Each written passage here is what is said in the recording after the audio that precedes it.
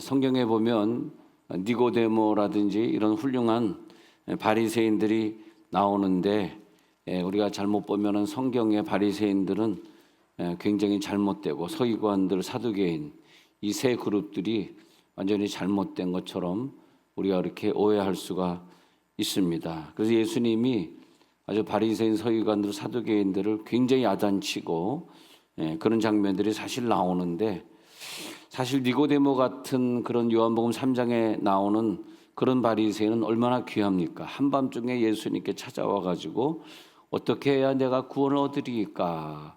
구원에 대해 갈망하고, 그리고 예수님께 계속 질문하는 그런 바리새인이 있는가 하면, 또 산헤드린 공회원으로서 부자로 살았던 아리마대 요셉, 아리마타이란 동네에서 온 그 요셉이라는 사람은 과감하게 빌라도에게 가가지고 예수의 시체를 달라고 막 요구할 정도로, 그래서 자기의 무덤에다 예수님 모실 정도로 굉장한 믿음의 사람 아닙니까?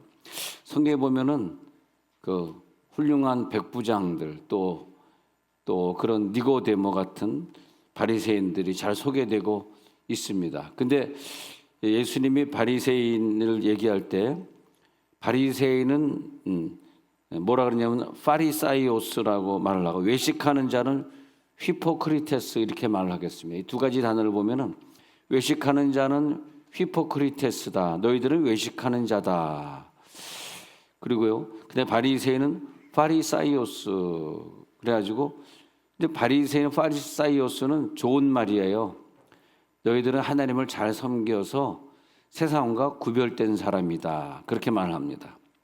그런데 사실이 외식하는 자 휘포크리테스야, 바리새인 파리사이오스야 이렇게 얘기할 때 가만 생각해 보면, 이것은요, 예수님이 왜 그들에게 그렇게 얘기를 했냐면, 그 당시에 뭐 베드로든 뭐 사도 요한이든 예수가 죽기 전의 상태를 말하는 겁니다. 예수님이 죽어서 베드로와 그 요한의 속에 들어오기 전의 상태, 그 상태가 뭐냐 하면 바리새다.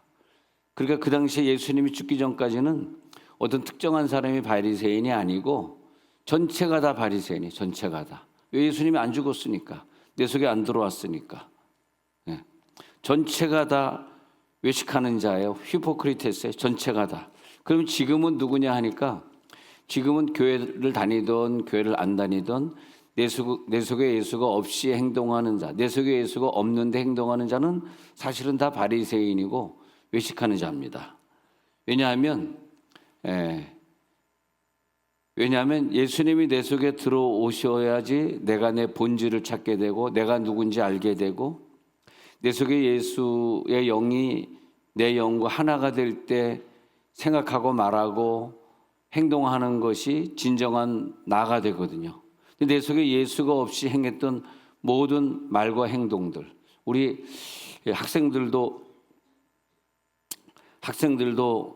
너무너무 공부하기 싫고 막 놀고 싶고 잠만 자고 싶고, 남학생 같은 경우는 게임에 막 몰두하고 싶고 또 다른 나쁜 짓 하고 싶고, 왜 그러냐 하니까 내 속에 예수가 없으니까 그러는 거예요. 그러다가 어떤 단기 선교를 가거나 캠프를 가거나 또 어떤 예배를 드릴 때, 또 성경을 읽을 때 갑자기 어떤 도전을 받아 예수님이 내 속에 들어오시게 돼요.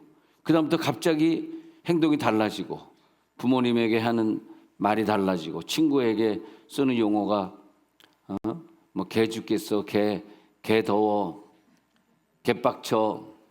이 개가 사라진다. 개가 사라질지어다. 집에 있는 개도 다 팔아버릴지어다. 개들이 사라져야 돼, 개들이. 그래서 개 빡쳐, 뭐 개 더워, 공부하기 개 싫어. 너무 개를 좋아하니까 개를 막 집에서 키우고, 야, 주일 아침부터 개 빡쳐 이런 얘기하니까 여러분 집중을 확 해주시네. 아까까지는 가만히 이렇게 개 빡쳐고, 딱 내 수준에 맞는 설교 딱 나오네요. 네. 그런데 이 바리새인들은 그 당시에 욕먹을 수가 없는 게, 구별된 자라는 그런 칭찬을 들으면서 아주 일상생활에 사소한 데까지 율법을 철저하게 지키고 하나님 앞에 철저하게 예배하고 일주일에 2번씩 금식하고 그리고 가난한 사람은 돕고 어디를 봐도 나무랄 데가 없는 사람들을 가리키는 거예요. 와, 바리새인. 아무나 바리새인 될 수가 없어요. 사도 바울도 바리새인이었거든. 아무나 그렇게 될 수가 없어요. 이 성경을 열심히 읽고 율법을 지키기 위해서는 자기 목숨까지도 내버리고 안식일 날에 어떤 머리를 가거나 나귀가 자기 구덩이에 빠져도 건져내 주지 않는 대단히 하나님을 섬기는 데는 1등인. 그런데 예수님이 그걸 가지고 칭찬을 해야 되는데 외식하는 자들이다 이렇게 말할 때 외식이 뭐냐 했더니 내 겉과 속이 다른 자다 그 말이에요. 그래서 바리새인은 뭐냐면 배우다 그런 뜻이에요. 연극 배우야. 속으로는 그렇게 생각하지 않는데 겉으로는 그렇게 행동하는 자들이다 그러는 거죠. 그런데 그 칭찬할 때 마태복음 5장 20절의 칭찬을 보니까요. 너희 의가 그러면서 이제 이렇게 칭찬하는 거예요. 마태복음 5장 20절의 칭찬은 뭐냐 하면은 너희 의가 서기관과 바리새인보다 더 낫지 못하면 결코 천국에 들어가지 못하리라. 이 말은 뭐냐 하면 잘 읽어보면요. 서기관과 바리새인을 굉장히 인정해 주시고 높여 주시는 거예요. 저들이 얼마나 의롭게 살았으면 얘를 서기관 바리새인으로 드는 거예요. 서기관 바리새인들은 굉장히 의로운 사람들이야. 그런 말씀 하시는 거예요. 성경 걔네들 다 지켰잖아. 그 말씀 하시는 거예요. 성경 맨날 읽고 있잖아. 맨날 기도 생활하잖아. 가난한 자를 도우려고 맨날 다니잖아. 세상에 얼마나 의롭냐. 근데 너희들은 서기관과 바리새인보다도 낫지 못하기 때문에 너희들은 다 지옥 가. 그 말 하시는 거거든요. 너희들 지옥 가 이 말을 하면서 너희 매일 성경 읽어? 너희 매일 성경 따르고자 했어? 안식일날 완벽하게 지켰어? 그렇지 못하니까 지옥 가잖아. 이렇게 예수님이 서기관과 바리새인의 의를 굉장히 높여주시고 있는 구절입니다. 맨날 바리새인 서기관 맨날 욕하고 막 저주하고 그런 것만 생각하지 마시고 저들이 얼마나 의롭게 살았냐 그러면서 하는 말씀이 그런데도 아무리 선을 행하고 아무리 성경을 많이 읽고 아무리 기도를 많이 해도 네 속에 예수가 없이 한 모든 것은 악이다. 우리가 아무리 선을 행해도 예수 없이 행한 건 악이다. 근데 저 사람 왜 저렇게 행동해? 이상해 해도 내 속에 예수가 와서 그렇게 시킨 거라면은 그것은 선이다. 선과 악의 기준이 달라지는 거예요. 왜냐? 예수님이 죽기 전까지는 바리새인처럼 행하면 다 선이고 사두개인이 하는 일 다 옳고 서기관들 하는 일 다 옳았어요. 근데 예수님이 죽고 부활한 다음엔 선과 악의 기준이 달라져 버린 거라고. 그래서 내 속에 예수가 온 다음에는 예수가 말하는 것처럼 말하고 예수의 생각처럼 생각하고 예수처럼 행동하고가 선이 되는 것이고 나 천국 갈까요? 근데 어떻게 행동하는데 예수 없이 행동했는데요. 그러면 지옥 간다. 나 선했는데요. 나 일주일에 2번 금식했는데요. 예수 없이 했잖아. 넌 지옥이야 이렇게 되는 것이고. 근데 어떤 사람은 바리새인은 아닌데 일주일에 2번 금식 못했는데요. 그런데 나 어떻게 행동해? 예수가 내 속에 있는 대로 행동했는데요. 그러면 너는 천국 가는 것이고 이 천국과 지옥의 기준이 달라지는 거죠. 그러니까 세상에 태어난 자보다 가장 훌륭한 자처럼 보인 게 세례 요한인데 예수님은 세례 요한을 그렇게 칭찬을 안 하면서 하는 얘기가 참 세례 요한은 참 안 됐다. 세례 요한은 또 자기 자신을 얘기하기를 예수님은 흥하고 나는 망한다. 이게 무슨 말인가 했더니 예수님이 죽고 부활한 다음에 죽었어야 했대 사실은. 예수님이 죽고 부활한 다음에 죽는 자들은 복이 있는 자들이에요.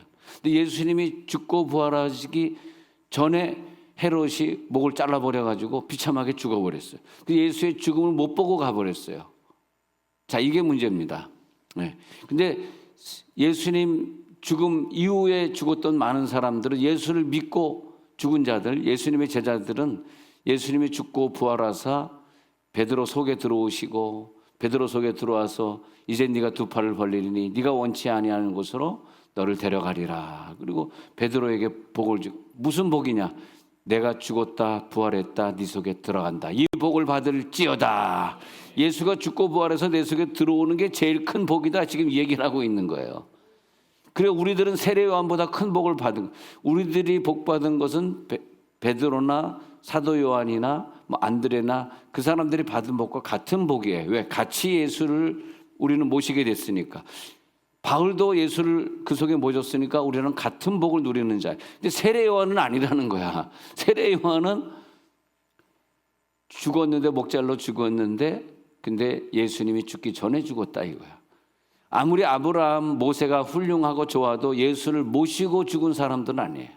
근데 우리들은 얼마나 감사합니까? 아브라함이 아무리 훌륭하고 모세가 신앙생활 잘해도 우리들은 예수를 모시고 천국 가게 됐으니 얼마나 감사합니까? 내 속에 예수가 있는 것보다 더 큰 복이 어디 있어요?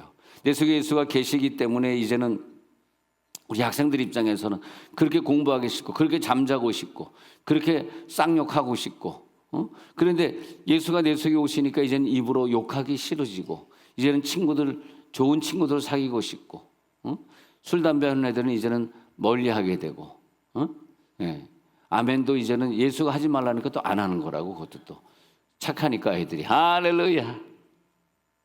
그러니까 다 예수가 내 속에 들어온 다음에, 예를 들어서 고등학교 2학년 때 예수를 영접했다 그러면 그 다음부터 이제 공부가 재밌고, 그 다음부터 착한 일 하고, 그 다음에 단기 성경하고 싶고, 열심히 예배 안 빠지고, 또 고등부 수련회라 그러니까 고등부 수련 악착같이 나가고 싶고, 이런 마음이 드는데, 그러기 전까지는 수련회보다 학원 가는 게 더 중요하고, 학원보다 노는 게 더 중요하고, 노는 것보다 또 내 입으로 막 나쁜 말 하는 게 더 즐겁고 이랬단 말이에요. 내 속에 예수가 없으니까 그런 말이 나오는 것이고, 예수가 없으니까 그런 행동을 하게 되는 것이고.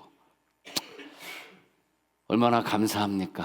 그저 우리는 내 속에 예수가 계시기 때문에 천국을 공짜로 얻게 됐다는 거, 지옥 가지 않게 됐다는 거 얼마나 감사합니까? 예? 모든 게 감사할 뿐이죠. 그래서 그 외식을 보면 그렇게 얘기해요. 마태복음 23장 25절의 외식을 보면 잔과 대접의 겉은 깨끗하게 보이지만은 내 속에 예수가 없는 사람은 아무리 자기가 뭐 금식을 몇 번 하더라도 내 속에 예수가 없이 한 것은 그 속엔 탐욕과 방탕이 가득하고요. 또 마태복음 23장 27절로 넘어가가지고 겉과 속을 나눈 거예요. 겉으로는 아름답게 보여도 속은 죽은 사람의 뼈다. 왜? 죽은 사람의 뼈가 왜 있느냐? 내 속에 예수가 없으니까 모든 더러운 것이 가득하도다. 예수가 없다는 얘기죠. 예.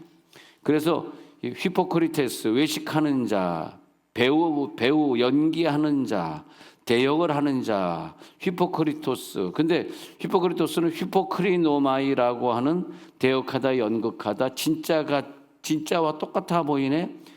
예수 잘 믿는 것처럼 보이네. 이게 히포크리노마이. 예수 잘 믿는 것처럼 보이네. 그런데 내 속에 예수가 없어서 행동하는 거니까 일시적인 것이고, 그러다 시험이 오면은 또 금방 교회 안 나오게 되는 것이고, 그런 경우를 말합니다. 그래서 뭔가 아는 것처럼 했는데 말하는 거 들어보니까 내 속에 뭐가 있나? 내 속에 마귀가 있는. 그래서 요한복음 8장 44절의 근거에서 보면은 네 속에 압이 마귀가 있기 때문에 거짓을 말하게 되는 것이고, 네 속에 압이 마귀가 있기 때문에 욕을 하는 것이고, 네 속에 있는 그 마귀는 처음부터 살인한 자요. 내 속에 예수가 있으면 진리가 있는데 진리가 없기 때문에 맨 밑에 줄 보면 거짓말장애가 되고 거짓의 아비를 그대로 따라가게 되고 그렇게 되는 거죠.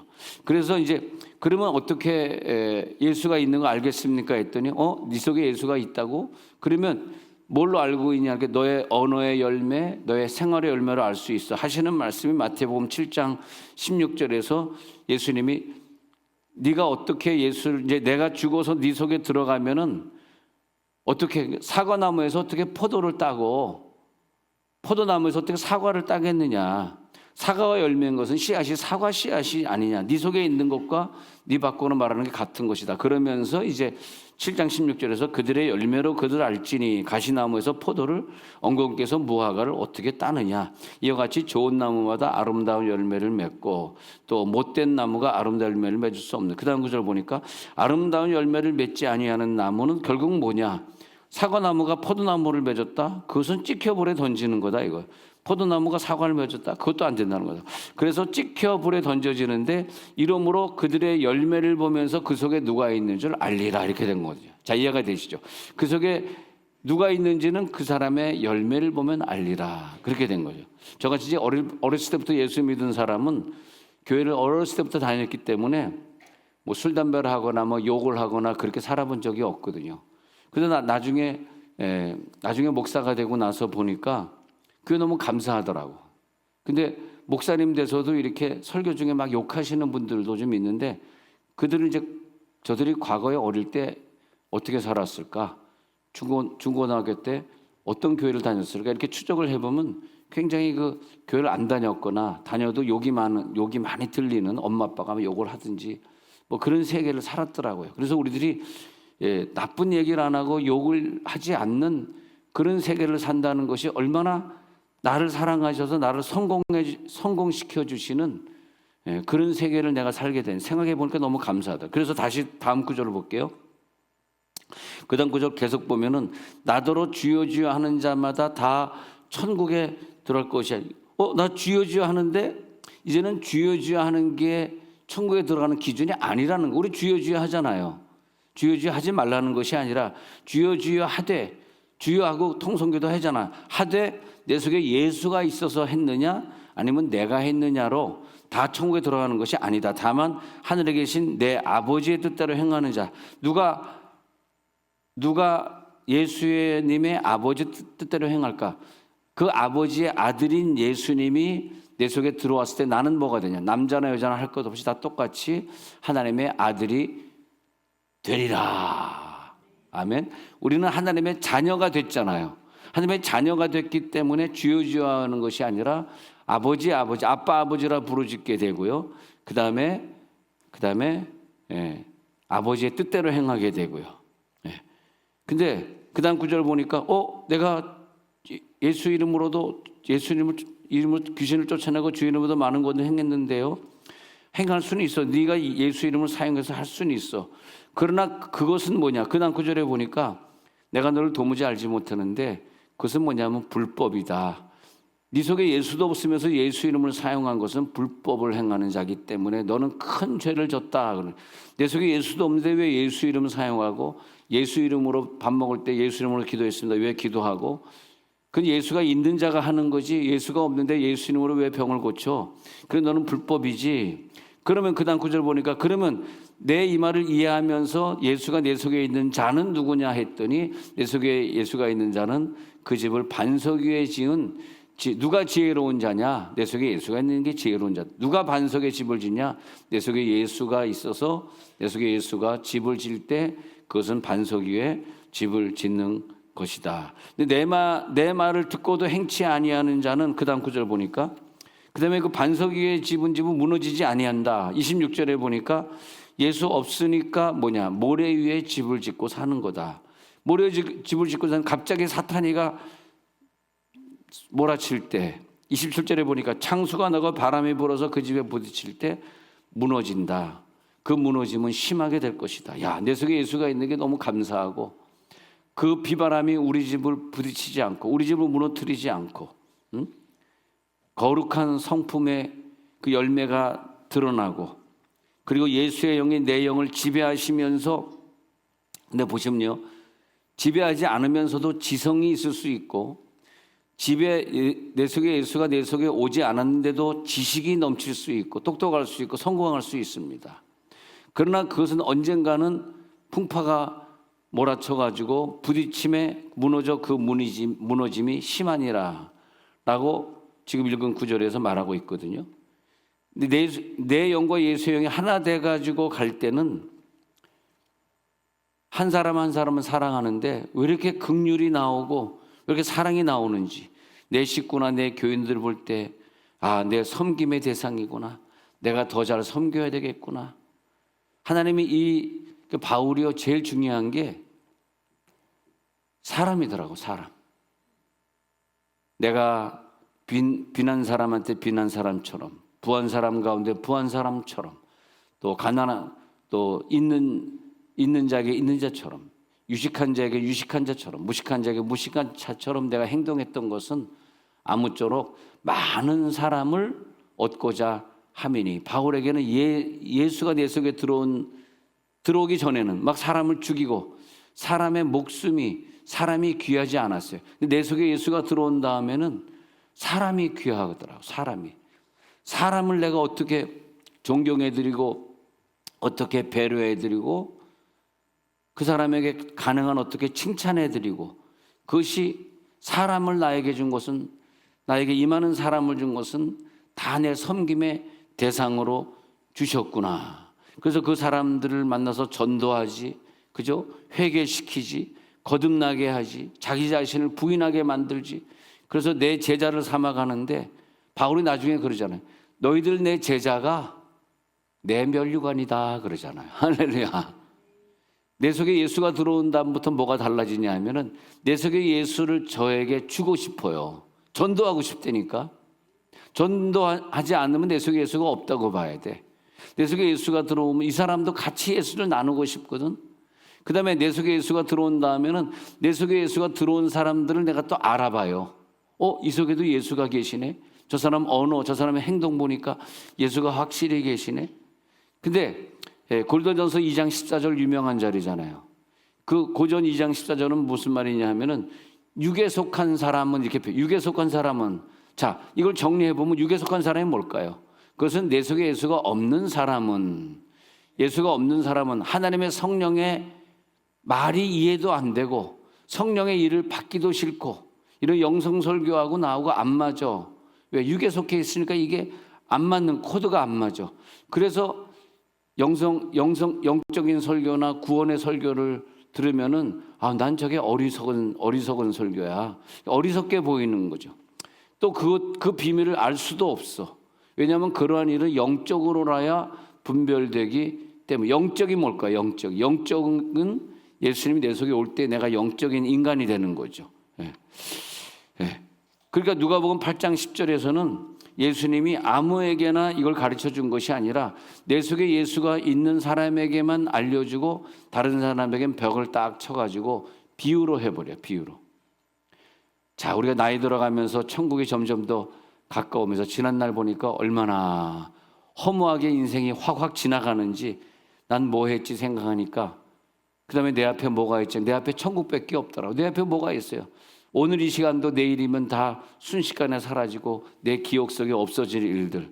2027년도 되면 또 26년도에 내가 뭐 했지? 뭐 때문에 살았지? 내가 왜 그렇게 분주하게 돌아다녔지? 다 허무해. 허무한 세월이다. 또 28년도 되면 내 27년도에 뭐 이러면서 지나가다가 어느 때 돼가지고 갑자기 내가 천국 가게 되면은 그동안 살아온 세월이 너무 허무하다. 내가 뭐하고 인생을 살았나. 그렇게 되는 거 아닙니까? 그런데 내 속에 예수가 있는 사람은 그 시간이 깨달아지기 때문에 더 많은 시간 성경 읽고 싶고 하늘의 천국에 가는 것과 연결되는 일을 더 많이 투자하게 돼요. 기도 생활, 전도 생활 이러면서 천국에 내가 받을 상급과고 연결이 된단 말이에요. 내 속에 예수가 없기 때문에 이게 다 비유로 들리는 거야. 나는 안 죽을 건데 왜 그래? 나는 천국 갈 건데 난 자신만만해. 다 비유로 들리고 그 깊이 못 들어가는 거죠. 그래서 누가복음 8장 10절 지금 읽은 구절처럼 보아도 보지 못하고 들어도 깨닫지 못하게 하려고 일부러 예수가 없는 사람에겐 그런 것을 주지 않았다. 그렇게 말하는 거죠. 그러면 이제 절박한 마음으로 사력을 다하고 예수 믿는 사람들 보면은 내 속에 예수가 하는 거더라고. 막 소리질러 기도하면서 고쳐주세요라고 하는 것도 내 속에 예수가 하는 거더라고. 그러다 보니까 마음이 청결한 자는 복이 있다. 디모데후서 1장 3절에 보니까 청결한 양심으로 할 때 청결한 양심으로 조상적부터 섬겨오는 하나님께 감사한다 그러잖아요. 일반 양심은 보세요. 일반 양심은 내 속에 예수가 없는 양심. 저 사람 양심에 털났어. 양심에 화인 맞았어 그러잖아요. 왜냐하면 그 양심을 없는 건 아니에요. 있는데 도둑 같은 양심이야. 못된 양심이야. 남을 힘들게 하고 정직하게 살지 않는 것이 나쁜 것인지 몰라. 근데 청결한 양심은 뭐냐면 내 속에 예수가 온다면 양심이 달라져요. 어떤 양심? 청결한 양심으로 달라져. 청결한 카사로스라고 말을 하는데 카사로스 양심, 청결한 양심. 카사로스 양심은 내 속에 예수가 들어온 양심. 그걸 갖다 마태오 5장 8절에서 누가 복이 있냐 하면은 마음이 청결한 자. 청결한 마음이 청결한 자가 마태오 5장 8절, 이것이 카사로스거든요. 마음이 청결한 자는 복이 있다. 그럴 때 이것이 뭐냐면 예수로 말미암아 깨끗해진 양심. 그다음에 이긴다라고 볼 때는요, 로마서 8장 37절 볼게요. 이긴다라고 볼 때는 넉넉히 이기는 것이 있고 겨우 이기는 것이 있어요. 우리 학생들이 공부를 하더라도 공부를 충분히 잘해가지고 넉넉히 등수가 나오는 것이 있고 겨우 가까스로 그 점수가 나오는 경우가 있어요. 근데 넉넉히 이기는 건 언제 해주냐? 예수가 내 속에 와서 나 대신 시험을 쳐주시고 나에게 힘을 주시고 이 싸움에서 싸우게 될 때 가까스로 이기는 건 내가 이기는 거야. 근데 넉넉히 이긴다. 휘페르니카오네. 휘페르니카오. 넉넉히 이기는 건 휘페르니카오. 넉넉히 이기는, 여러분 넉넉히 이기시기 바랍니다. 끝으로 몇 구절 드리고 설교를 마치려고 하는데요.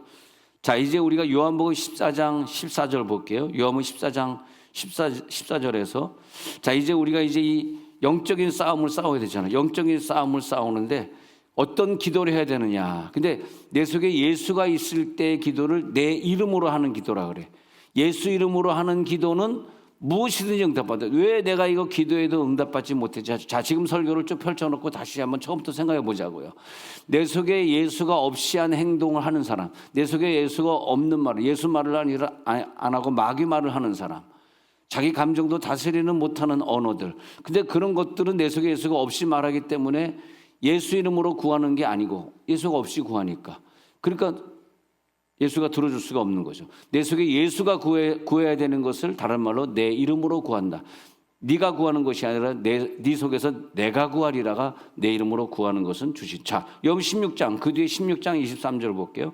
16장 23절도 말씀하시기를 그날에는 너희가 아무것도 내게 묻지 아니하리라. 내가 진실로 이르는 너희가 무엇이든지 아버지께 구하는 것을 누구 이름으로? 예수 이름으로 주시리라. 내 속에 예수가 있는 것을 구하는 자들. 자, 이 시간 눈을 한번 감고 기도에 들어가려고 합니다.